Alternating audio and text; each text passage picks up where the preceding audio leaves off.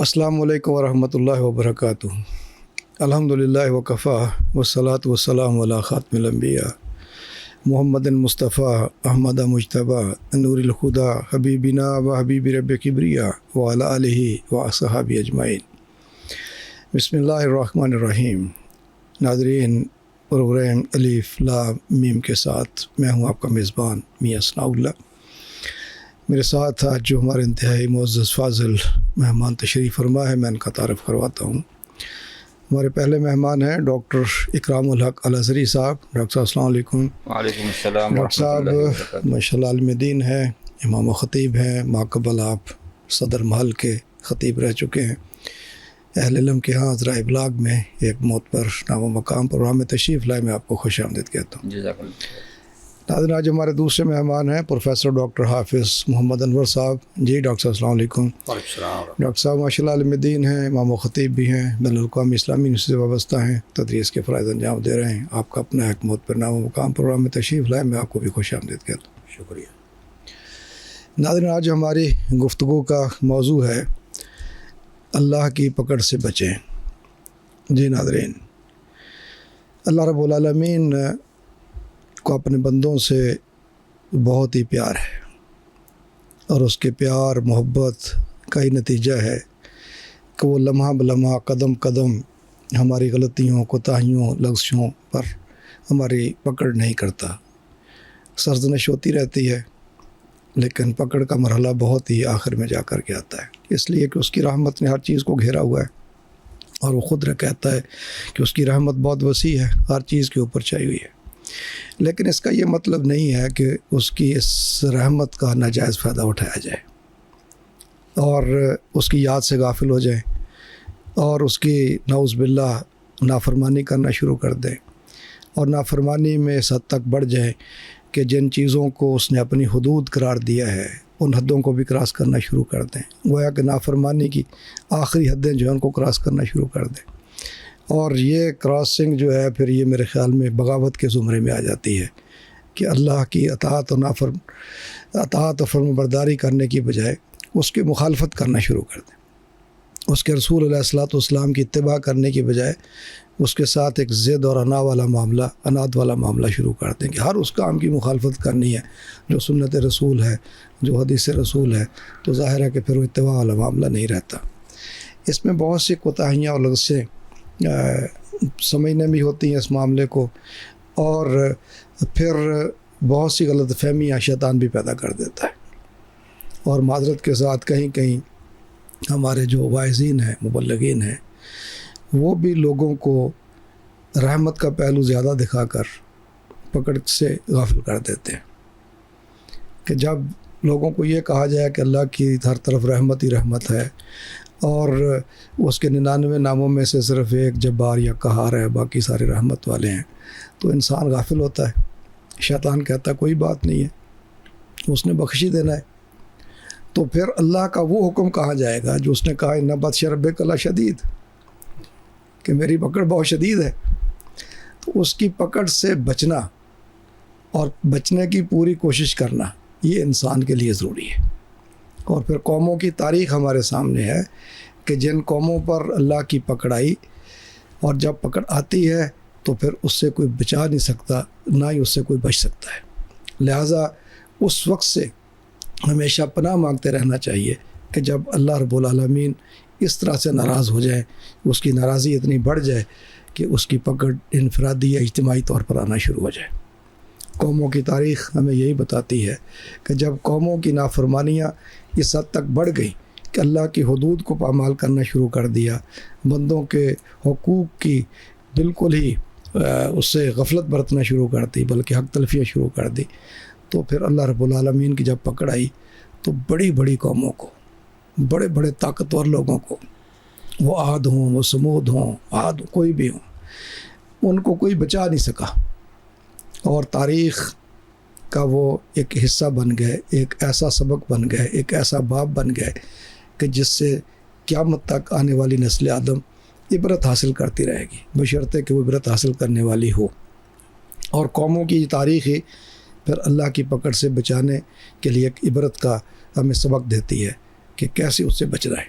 تو آج ہم اسی حوالے سے انشاءاللہ رہنمائی حاصل کریں گے اپنے دونوں علماء کرام سے، اسکالر سے، کہ اللہ رب العالمین کو راضی کرنے کی کوشش کی جائے، اس کی رحمتیں اور برکتیں دنیا اور آخرت دونوں جہانوں میں سمیٹنے کی کوشش کی جائے، اور ہر اس فعل سے، ہر اس کام سے بچنے کی کوشش کی جائے کہ جو اس کی ناراضی کا ذریعہ بنتا ہو، جو اس کی پکڑ کا ذریعہ بنتا ہو۔ میں گفتگو کا آغاز تو حضرت مولانا ڈاکٹر اکرام الحق الازہری صاحب سے کرتا ہوں۔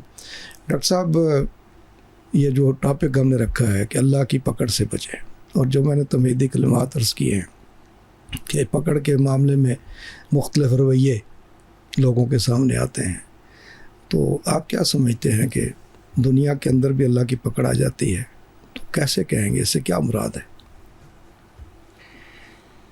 بسم اللہ الرحمن الرحیم، الحمد للہ رب العالمین، والصلاة والسلام علی خاتم النبیین وعلی آلہ واصحابہ اجمعین، اما بعد۔ آپ کا بھی بہت شکریہ، آپ کے اس ادارے کا بہت شکریہ کہ اس اہم موضوع پر مجھے یہاں پر گفتگو کا موقع ملا۔ اللہ تعالی ہم سب کو صحیح بولنے کی، اور اس پر ہم سب کو، سننے والوں کو بھی، دیکھنے والوں کو بھی اور بولنے والوں کو بھی عمل کی توفیق نصیب فرما دے۔ انسان کی ایک لمبی تاریخ ہے، اور اس پوری کائنات کا جو خالق ہے وہ اللہ تبارک و تعالیٰ کی ذات ہے، جو مختلف صفات کے ساتھ ہے۔ اللہ تعالیٰ کی صفاتوں میں سے جیسے آپ نے فرمایا، تو ہم عمومی طور پر جب ہم اپنی آغاز کسی چیز کی کرتے ہیں تو بسم اللہ سے کرتے ہیں، اور بسم اللہ میں اللہ تعالیٰ کے وہ دو نام جو رحمان اور رحیم کا ہے وہ عمومی طور پر ذکر آتے ہیں، ان کا ذکر وہ غالب آتا ہے۔ اللہ تعالیٰ کا اپنے پورے کائنات کے ساتھ وہی رحم اور کرم کا معاملہ زیادہ ہے، اور چونکہ انسان اشرف المخلوقات ہے اور کائنات کے لیے اس کو مقصد، اسی کے لیے کائنات بنائی گئی ہے، اس لیے اس کے ساتھ جو معاملہ ہے اللہ تبارک و تعالیٰ کا وہ شریعت کا اور اس کے عقل کی بنیاد پر ہے۔ جی، اللہ تبارک و تعالیٰ نے اس انسان کو عقل کی بنیاد کے علاوہ اپنا جو شریعت ہے یا اپنے جو احکامات ہے وہ اپنے خصوصی بندوں کے ذریعے ان تک وقتاً فوقتاً آدم علیہ السلام سے لے کر رسول اللہ صلی اللہ علیہ وسلم تک وہ پہنچاتے رہے۔ اس کے دو پہلو تھے، ان میں سے ایک پہلو اوامر کا ہے، ایک پہلو نواہی کا ہے۔ اوامر وہ چیزیں ہیں کہ جن کا کرنا انتہائی انسانیت کو اللہ تعالیٰ کے حکم کے بجاوری کے لیے ضروری ہے۔ جی، نواہی وہ چیزیں ہیں کہ جو اللہ تبارک و تعالیٰ کی نامرضیات ہیں، اور جن کی وجہ سے اللہ تعالیٰ کی ناراضگی وہ ایک انسان مول لیتا ہے، جس کی وجہ سے پھر اللہ تعالیٰ کی وہ جو صفت رحیمیت ہے وہ غضب اور قہر اور غصے میں وہ چیزیں تبدیل ہو جاتی ہیں ایک وقت کے بعد۔ جی، اس لیے انسان کی جو زندگی ہے وہ امید اور خوف دونوں کے درمیان ایسی گزرنی چاہیے کہ وہ اوامر کو بجا لاتا رہے اور نواہی سے ہمیشہ کے لیے وہ بچتا رہے۔ جی، جب یہ اسی طریقے سے بچتا رہے گا اور اوامر کو بجا لاتا رہے گا تو اللہ تعالیٰ کی مہربانی ہمیشہ کے لیے اس کے اوپر بھی اور پوری انسانیت کے اوپر بھی بلکہ کائنات کے اوپر بھی اسی طریقے سے ہوتی رہے گی۔ جی، لیکن اگر کہیں یہ انسان صرف اس بنیاد پر کہ اللہ تعالیٰ وہ رحیم ہے، اللہ تعالیٰ شفیق ہے، اور پھر جس طریقے سے ہمارے ابتدائی اسلام کے دور میں مختلف اہل سنت کے علاوہ اور فرقے آئے، ان میں سے ایک فرقہ رجا کے نام سے، ارجا کے نام سے اور مرجیہ کے نام سے تھا۔ ان مرجیہ کا مسئلہ صرف اتنا ہی تھا کہ بس ٹھیک ہے، آپ اقرار کر لیں یا تصدیق کر لیں، اس کے بعد آپ کو عمل کرنے کی کوئی ضرورت نہیں ہے۔ اور اسی بنیاد پر پھر ان کا مقابلہ کیا گیا کہ نہیں، آپ نے صرف امید اللہ تعالیٰ کی ذات سے نہیں رکھنی، بلکہ یہ ہے کہ ایمان اور عقیدے کے ساتھ عمل انتہائی اہم اور ضروری ہے۔ اگر عمل نہیں ہوگا، اوامر نہیں ہوں گے اور نواہی سے بچنا نہیں ہوگا، تو پھر یہ ہے کہ اسلام سے پہلے بہت ساری قوم کی یعنی انسانیت کی لمبی تاریخ ہے، اس تاریخ میں پھر یہ ہے کہ اللہ تبارک و تعالیٰ کی رحمتیں بھی آئی ہیں اور ان کی بے شمار مثالیں ہیں، لیکن یہ ہے کہ جب انسانیت نے اس حد کو پار کر لیا، فلما آسفونا انتقمنا، کہ جب انہوں نے ہمیں ناراض کر دیا اور اس درجے تک وہ پہنچ گئے، تو اس کے بعد پھر یہ ہے کہ ہم نے ان سے پھر اس کا بدلہ لیا۔ تو پھر اللہ تبارک و تعالیٰ کی جو پکڑ ہے وہ اور بطش ہے، اس کے لیے اخذ بھی ہے اور اس کے لیے بطش بھی ہے، اور وہ پھر شدید ہے۔ اللہ تبارک و تعالیٰ وہ انسان کام کرتا رہتا ہے اس کا خیال یہ ہے کہ کہیں میں یہ سارا کچھ ٹھیک کر رہا ہوں. نہیں, ہمارے پاس ڈاکٹر صاحب تشریف فرما ہیں, آپ بھی تشریف فرما ہیں, اور سننے والی بھی یہ بات اچھی طرح وہ سمجھتے ہیں کہ ان اللہ یمہل ولا یہمل, اللہ تعالیٰ مہلت دیتا ہے, اور اسی کے لیے قرآن نے فرمایا ہے کہ وہ املی لہم, جی میں ڈھیل دیتا ہوں. ان وہ جو پھر قیدی وہ پھر متین ہے, انتہائی سخت ہے. تو اسی بنیاد پر ہر انسان کو اللہ تعالیٰ کے جملہ اوامر کو بجا لانا ضروری ہے, اور جملہ نواہی سے وہ صرف نظر کرنا اور بچنا ضروری ہے. سے کیا مراد لیں گے؟ کیا کوئی بیماری آتی ہے, کوئی آفت آتی ہے, یا پرانی قوموں تو سستا ہے صفحہ ایسی سے مٹا دیا؟ اس کے لیے قرآن کریم کی بہت ساری آیات اسی طریقے سے اس میں وہ موجود بھی ہیں, اور پکڑ کی کوئی ایک صورت نہیں ہے. جی اور ہر انسان وہ اپنے اس پکڑ کو خود سے دل سے اظہار بھی کرتا ہے. وہ کوئی یعنی پکڑ کی اعلیٰ صورتیں بھی ہیں, پکڑ کی ادنا صورتیں بھی ہیں. ہمیں اعلیٰ صورتیں وہ ساری قوموں کے پاس وہ موجود ہیں کہ اللہ تبارک و تعالیٰ نے جڑ سے ان کو اکھاڑ کے پھینک دیا. اللہ اکبر. وہ اعلیٰ ہے کہ جس طرح قوم نوح علیہ السلام 950 سال تک ایک لمبا عرصہ ہے, لیکن اس کے بعد ایک صورت ان کی یہ آ گئی, اور قرآن نے اس کا ذکر کیا ہے کہ ان کو وہ کر دیا, وہ شدید ترین ہے. عاد اور سمود کے ساتھ جو ہوا وہ موجود ہیں, فرعون کے ساتھ جو کچھ ہوا وہ موجود ہیں, اور اس کے ساتھ قارون جو اپنے مال پر اتراتا تھا اس کے ساتھ جو کچھ ہوا وہ موجود ہیں. لیکن اس کے ساتھ جو چھوٹی چھوٹی چیزوں کے اندر انفرادی یا اجتماعی طور پر اگر چیزیں اجتماعی ہیں تو پھر وہ آفت اور وہ بالیں بھی وہ اجتماعی آتی ہیں, اور اگر وہ انفرادی ہیں تو انفرادی انسان کے ساتھ اللہ تبارک و تعالیٰ کا ایک اور معاملہ ہے کہ اس کے مال میں اس کو آزمائے گا. وَلَنَبْلُوَنَّكُمْ بِشَيْءٍ مِّنَ الْخَوْفِ وَالْجُوعِ وَنَقْصٍ مِّنَ الْأَمْوَالِ وَالْأَنفُسِ وَالثَّمَرَاتِ. تو یہ ساری اس کی اسی طریقے سے صورتیں وہ آ جاتی ہیں. اب ہمارے ہاں یہاں پر بھی ہم موجود دیکھتے رہتے ہیں کہ جہاں اجتماعی معاملہ آیا ایسے سیلاب آ گئے کہ بستیاں کی بستیاں چلی گئی. جہاں اجتماعی معاملہ آیا ایسے زلازل آ گئے, پورے تاریخ زلزلوں کا آنا, سیلابوں کا آنا وہ دور نہیں ہے. ایسا مسئلہ ایسا آ گئے کہ ہماری فصلیں اور ہمارے باغات وہ سارے کے سارے تباہ ہو گئے. ایسے مسائل آ گئے کہ بھئی ہم محنت کر رہے ہیں لیکن ہمارے مال کا جو انکم ہے وہ کچھ وہ نہیں ہو رہا. ہم خود اچھی طرح خوراک کر رہے ہیں, لیکن یہ ہے کہ ہم ہسپتالوں میں جاتے ہیں تو وہ ہسپتال وہ بھرے ہوئے ہیں. یہ ساری کی ساری اسی طریقے سے اللہ تعالیٰ ہمیں آزمائے تو وہ آزمائشیں ہیں. اللہ تعالیٰ معاف فرمائے. ڈاکٹر صاحب آپ نے انفرادی اور اجتماعی دونوں اعتبار سے جو اللہ کی طرف سے پکڑ آتی ہے اس کی رہنمائی فرمائی ہے, اور اس غلط فہمی میں رہنا کہ جناب جیسے ڈاکٹر صاحب نے کہا کہ بس کلمہ پڑھ لیا مسلمان ہو گئے, تو اہل یہود کا بھی یہی تھا کہ جی ہم اللہ کے بڑے محبوب ہیں, جنت بنی ہمارے لیے ہے, دوزخ کا تصور ہی نہیں. اللہ نے دنیا کے اندر کیسے ذل و رسوا کیا, اپنی سرزمین سے نکال دیا, بھٹکتے رہے صحراؤں کے اندر. تو یہ نافرمانیاں اللہ کی جو ہیں پھر وہ پکڑ کی طرف لے جاتی ہیں.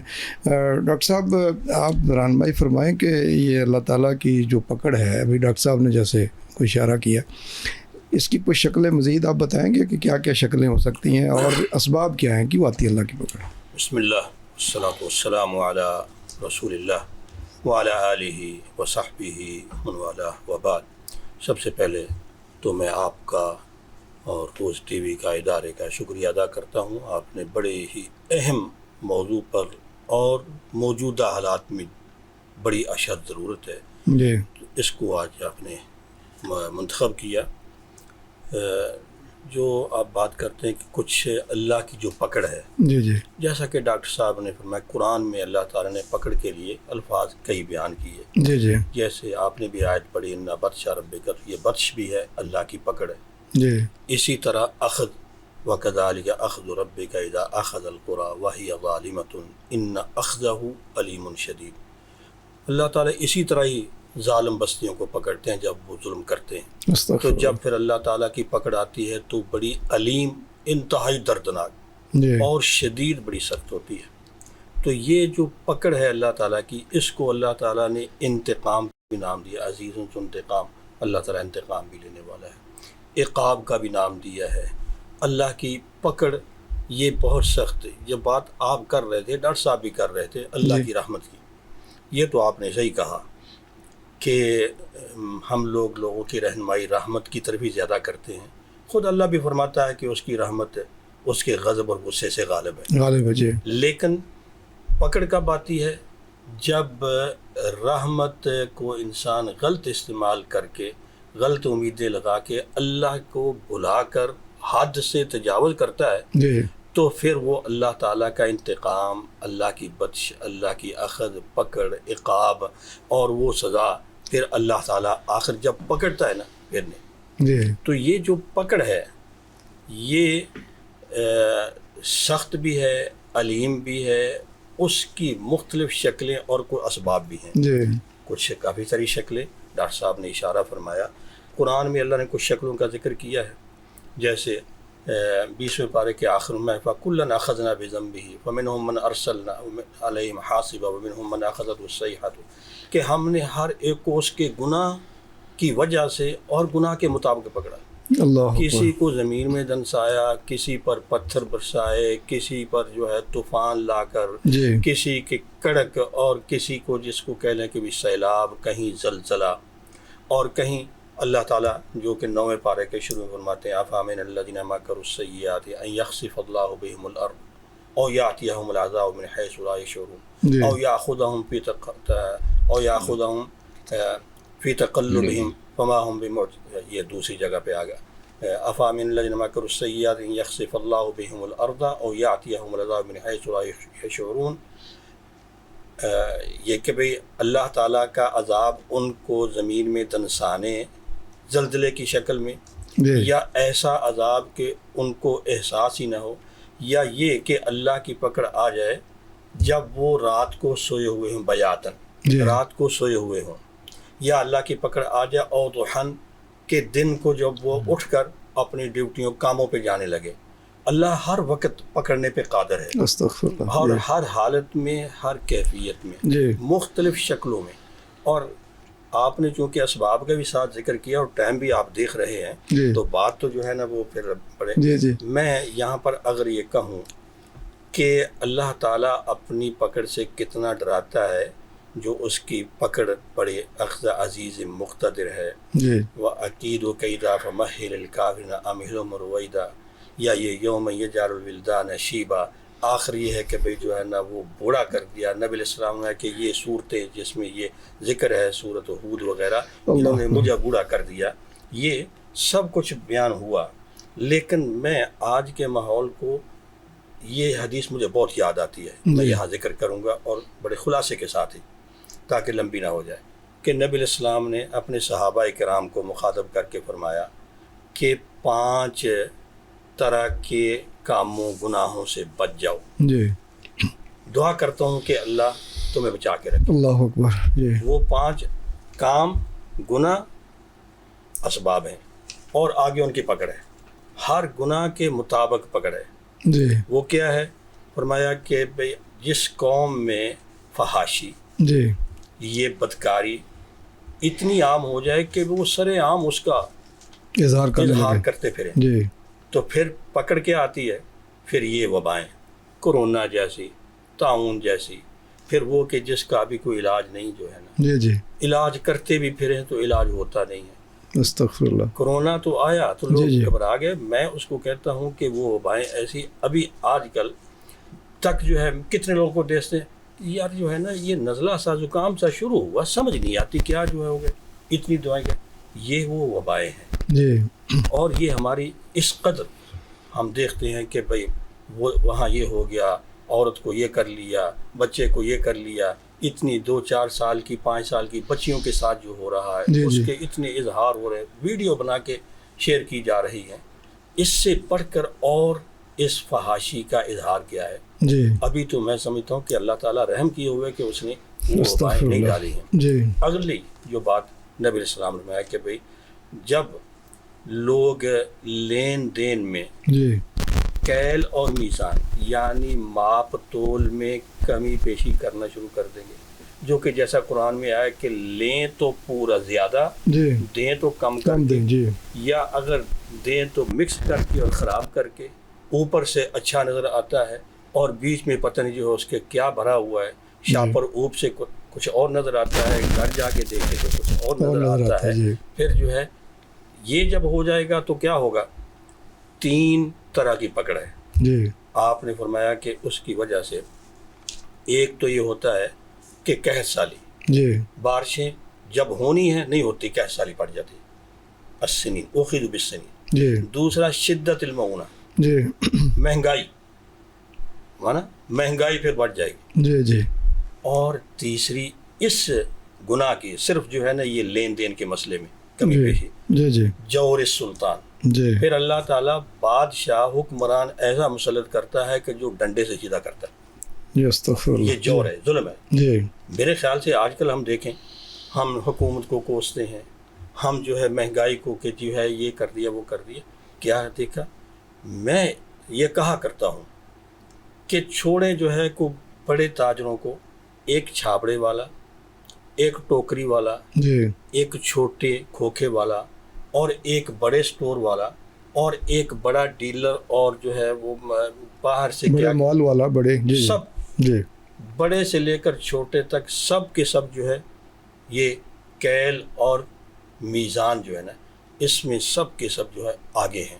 جی. اور اللہ تعالیٰ نے شعیب علیہ السلام کی قوم کا ذکر کیا، ان کی تباہی کا سبب یہ ایک گناہ تھا. جی.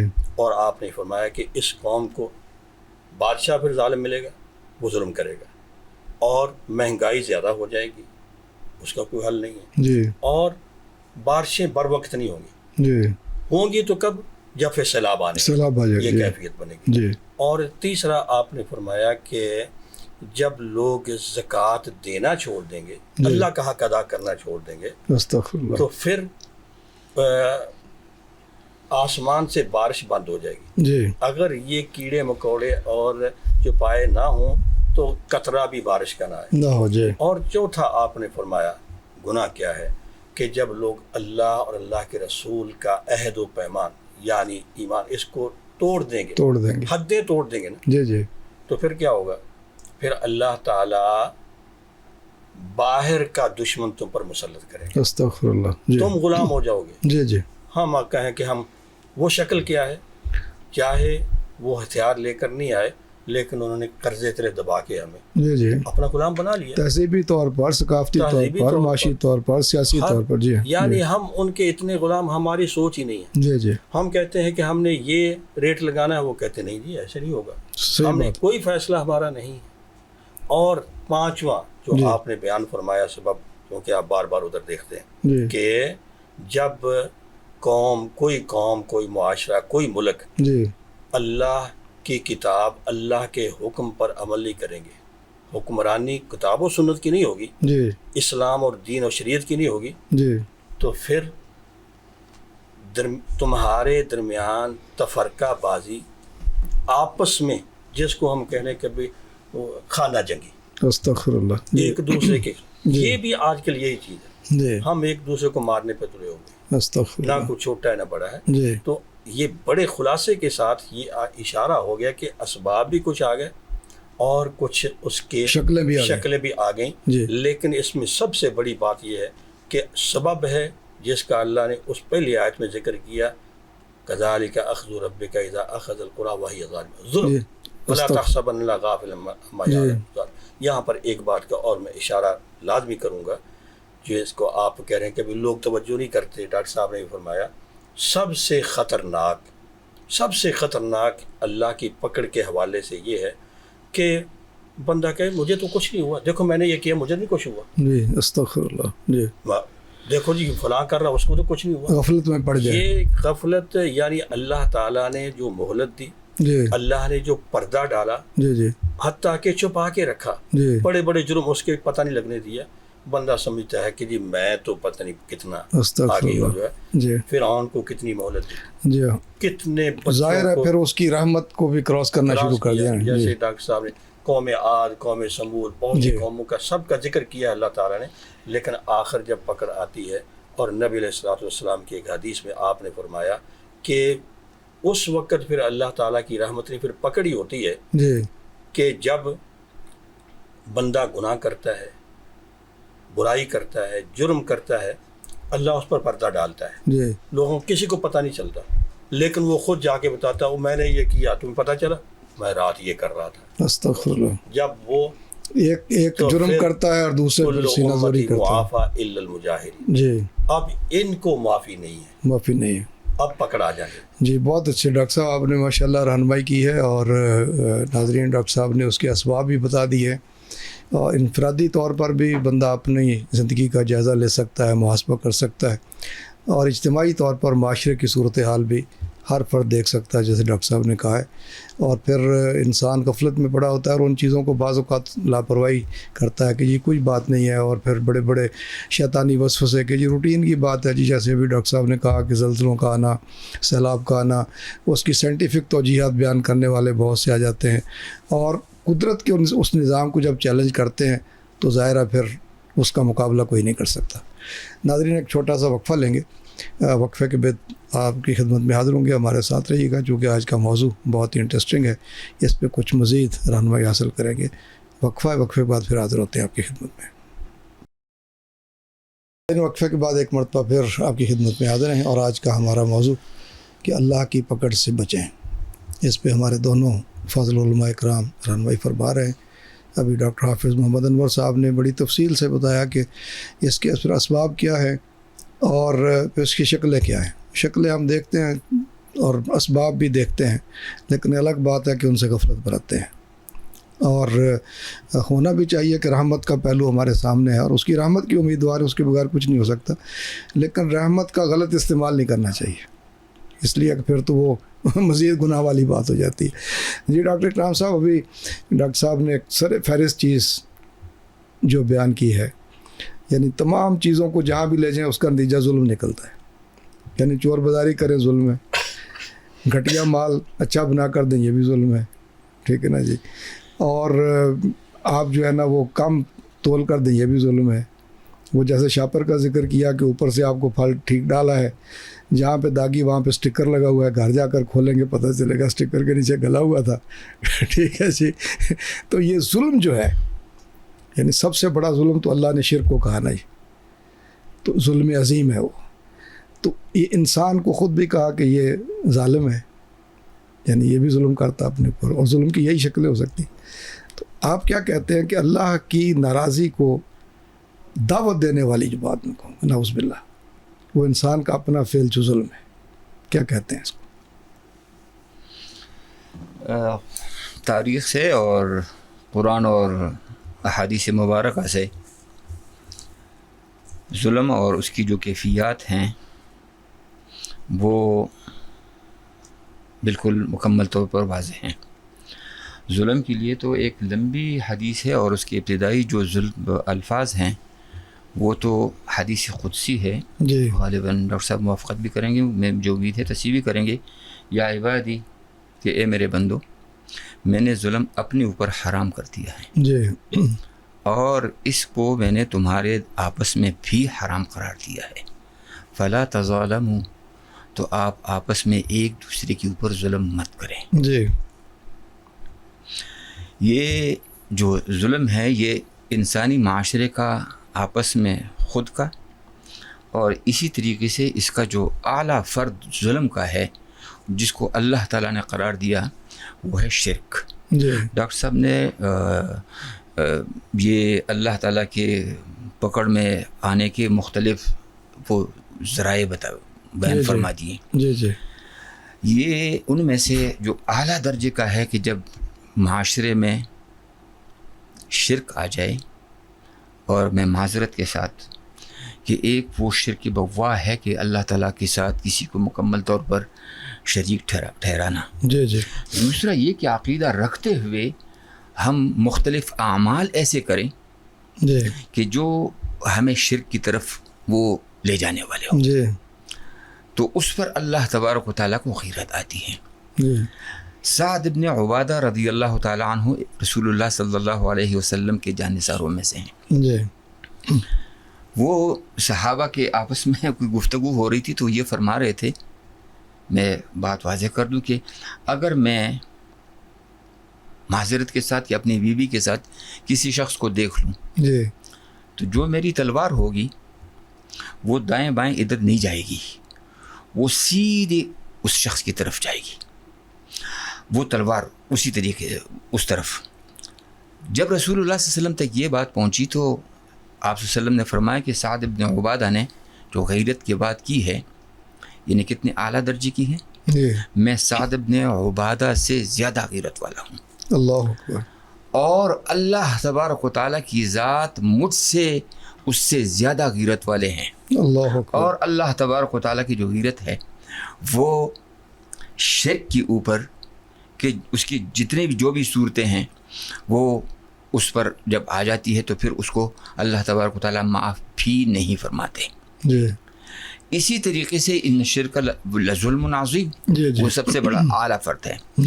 اس کے علاوہ جو ظلم کی جو تعریف ہے وہ یہ ہے کہ وضع الشیء فی غیر محلہ، ایک چیز کا استعمال جس کے لیے وہ چیز ہے اور آپ اس کے خلاف اس کی کسی اور چیز میں استعمال کر رہے ہیں. مثلا ترازو ہے جس کا ذکر کیا گیا کہ وہ عادل ہے، اور اسی ترازو کو آپ ظلم کے لیے استعمال کرتے ہیں، اور اسی کی جس طرح ڈاکٹر صاحب نے وہ ناپ تول کی بات کی ہے.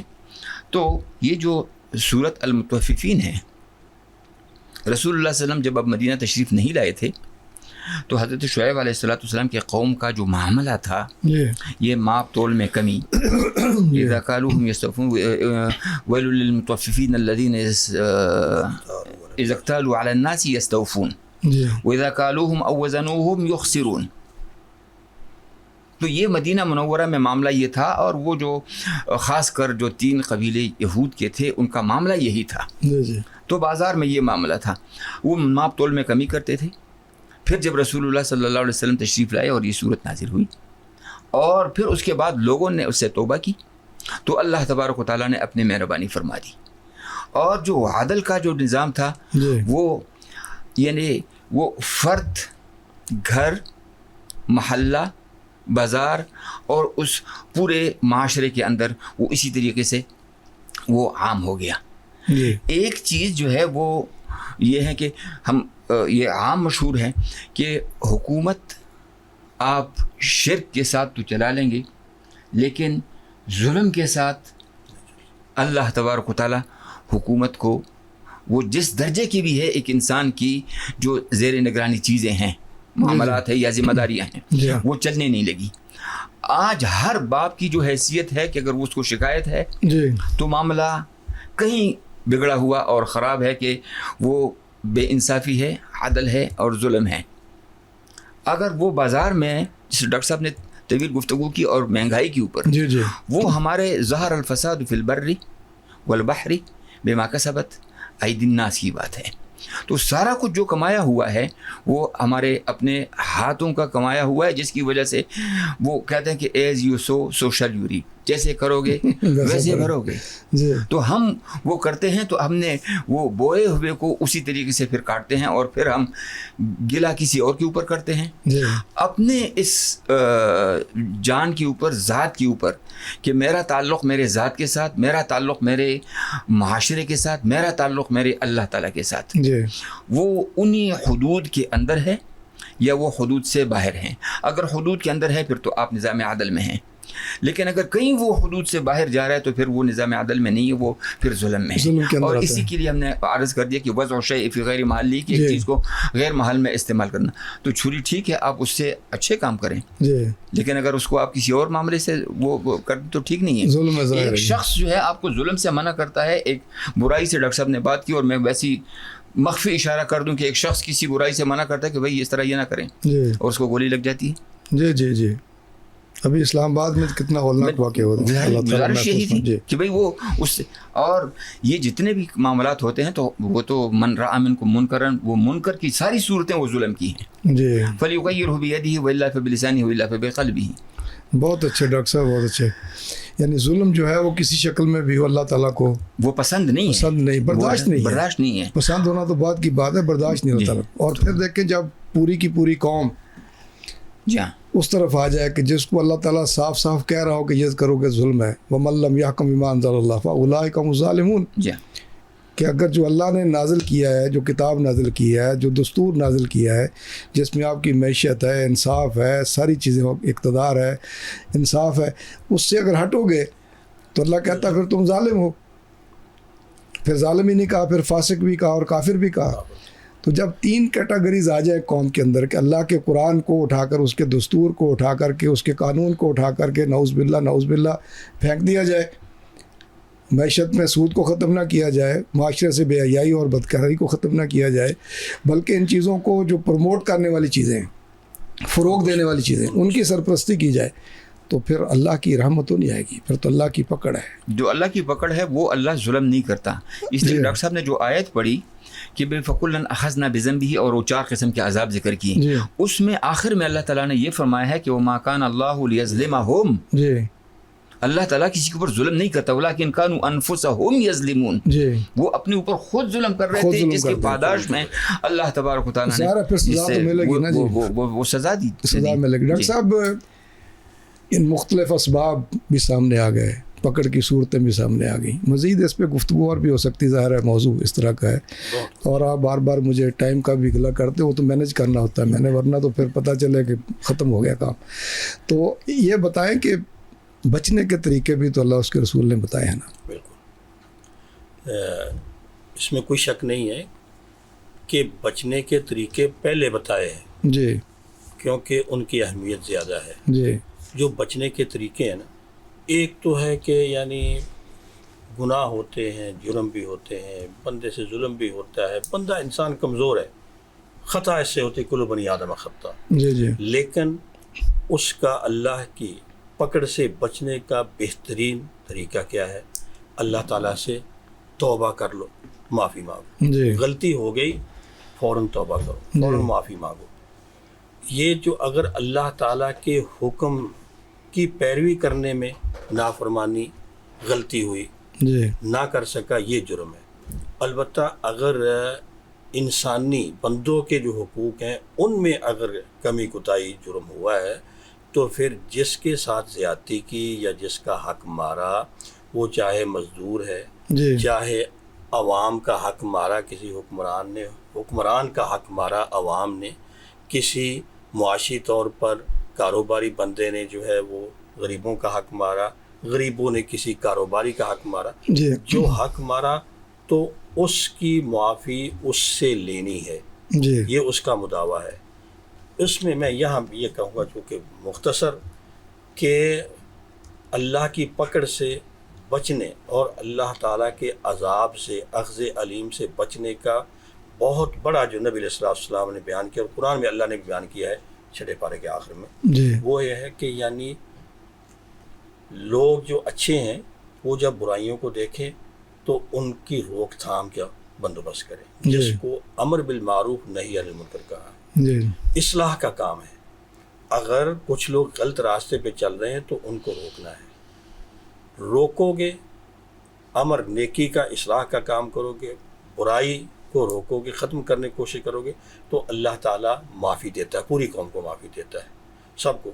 اور جب یہ کہ بھئی جو ہے نا لوگ اس کام کو چھوڑ دیں, جیسا کہ آج یہ حتیٰ کہ اچھے خاصے لوگ بھی دیکھیں کہ ہمیں کیا جو ہے ہمیں کو گولی لگ جائے گی, یا ہم کس فساد میں پڑے, دیکھتے ہیں سب کوئی سامنے ہوتا, مار پڑتی ہے یا کوئی عورت کے ساتھ کیا ہو رہا ہے, جی, ٹس سے مس نہیں ہوتے. حتیٰ کہ کیا ہے کہ اگر ہمارے کہا جائے کہ جو ذمہ داران ہیں ان کو کچھ نہیں ہوتا. جی, یہ اللہ کی پکڑ سے بچنے کا بہت بڑا سبب توبہ استغفار کے ساتھ ہے کہ دوسروں کی اصلاح کرو, لوگوں کو ظلم سے روکو, غلطیوں کو پکڑو اور لوگوں کو روکو. یہ بہت بڑا. یہاں پر جو ہے ایک اور بات میں کہنا چاہوں گا کہ لوگوں کی غلط فہمی ہے. ایک ہے جو پکڑ کی ہم بات کر رہے ہیں کہ وہ کہ قوموں کو تباہ کر دیا, یا جس بندے کو پکڑا اس کو اللہ نے تباہ کر دیا, مہلت ہی نہیں ہے. لیکن ایک اللہ تعالیٰ کی پکڑ درجہ بدرجہ آتی ہے, جیسا کہ نبی علیہ السلام فرماتے ہیں, اللہ تعالیٰ جس بندے کی خیر چاہتا ہے نا, اس کو جیسے وہ کوئی غلطی شروع کرتا ہے یا اس سے پہلی غلطی ہوتی ہے نا, فوراً اس کو ٹھوکر لگتی ہے, جی, اس کی پکڑ آتی ہے تاکہ وہ سمجھ جائے, سرزنش ہو جاتی ہے, سرزنش ہو جاتی ہے, تنبیہ ہو جاتی ہے.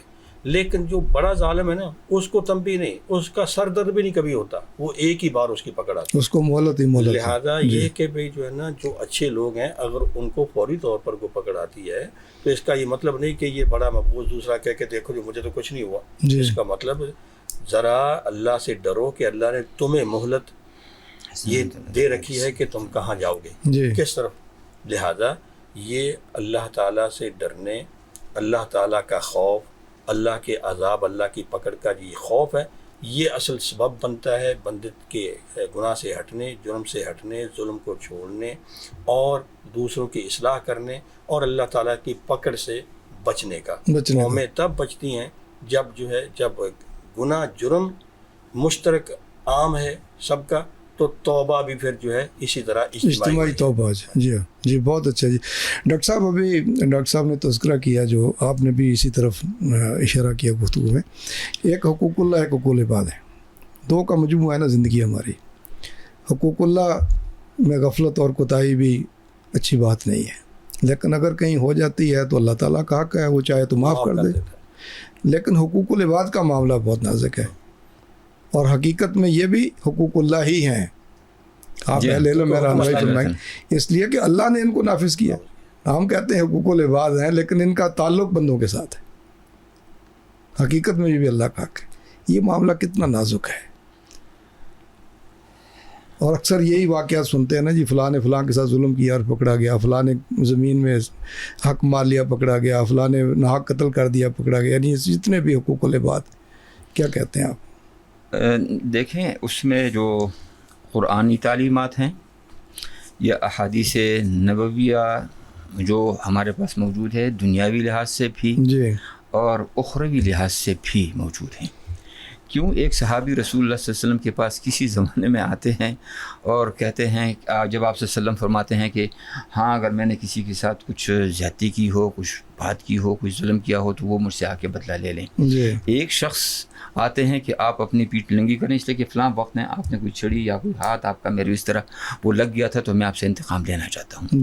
رسول اللہ صلی اللہ علیہ وسلم اسی حقوق العباد کی اتنی چھوٹی سی یعنی بات کے لیے کہ دنیا میں معاملہ ختم ہو جائے, اپنے پیٹھ مبارک کو اس کے سامنے ظاہر کرتے ہیں. اس شخص کا ارادہ کچھ اور ہے کہ وہ ختم نبوت کو دیکھیں اور اس کو بوسہ دے دیں, لیکن آپ صلی اللہ علیہ وسلم اپنے آپ کو سب سے پہلے اس میں وہ پیش کر دیتے ہیں کہ ہاں انسان کا جو حق ہے وہ اللہ تبارک و تعالی ویسے معاف نہیں فرمائیں گے. وہ بھی اگر قیامت کے دن ہے تو تعویذ کے ساتھ ہے کہ اس کو اس کا بدلہ اپنی طرف سے عنایت فرمائیں گے, تب اس کی بخشش کہیں وہ ہو سکے گی. جی ڈاکٹر صاحب, دو طرح کی پکڑ ہے نا, ایک تو آخرت کی ہے اور ایک دنیا کی ہے.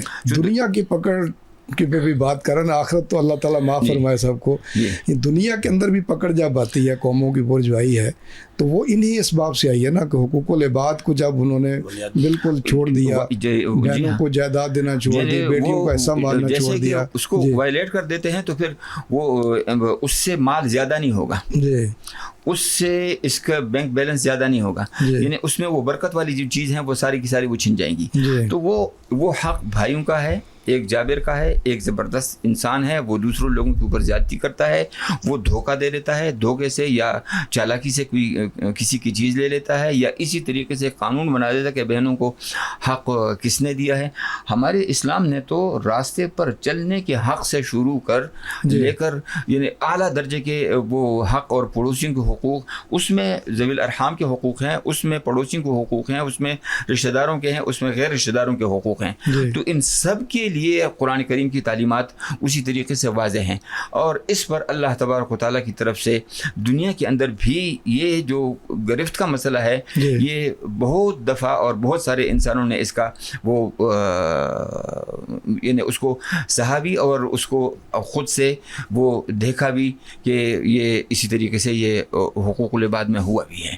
جی ہاں, اور اس سے جو رجوع کی صورتیں ہیں, ڈاکٹر صاحب نے اس پر یعنی مکمل طور پر روشنی بھی ڈالی کہ بھائی سب سے پہلے مسئلہ یہ ہے کہ اللہ تعالیٰ کے حق سے تو سب سے پہلے توبہ کر لے, اس کے بعد اپنی اصلاح کر لے.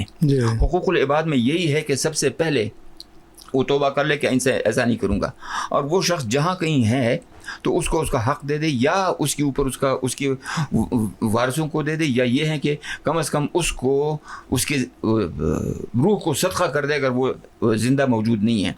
پھر یہ ظلم کا جو معاملہ ہوتا ہے اس میں 2-3 صورتیں نکلتی ہیں۔